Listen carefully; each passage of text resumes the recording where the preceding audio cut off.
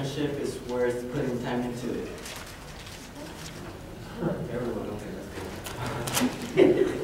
Friendship is like a plant that has to be constantly watered.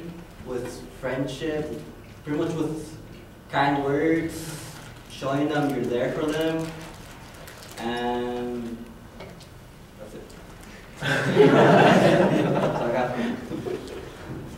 And the examples in high school, and being around my friends, it was always nice your face up, showing your friend that you were willing to put in time and like stay happy with them, because no one's really sad with the friends. No one's like, what's up? Like, I hate you.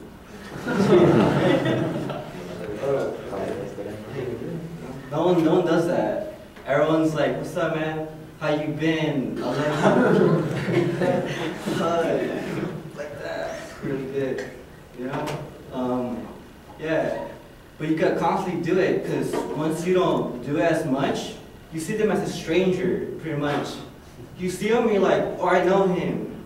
I forgot his name, but like, I know him. I used to be good friends.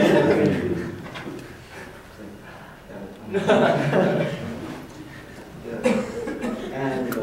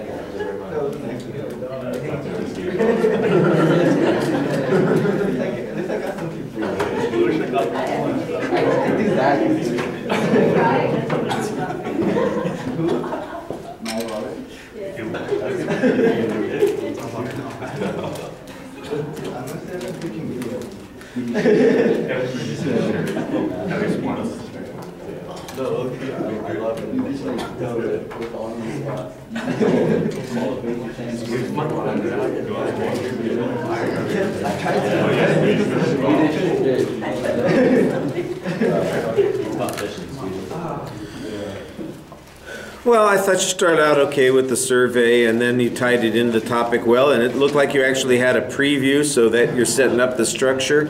And then I was waiting for those examples of those kind words. What kind words did you ever share with a friend? What story did you give them to show them that you were a friend? When did you offer the kind of support that you needed to when you were a friend? And you don't really have an anecdote or a story to go with that, so you run out of that and you move to the next thing almost immediately. And that's the problem, because you don't have any illustrations of the points that you're making, that you are going to quickly run out of things to say, because you end up just kind of repeating the same idea and concept without any details to it.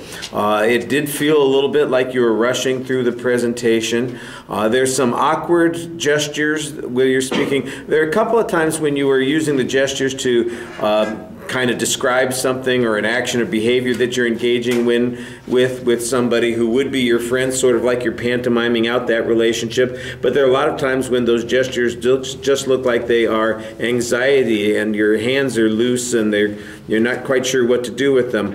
I always talk about 2 or 3 of those common gestures that people do that are a little self-conscious. There's the fig leaf pose, where people hold their hands in front of themselves.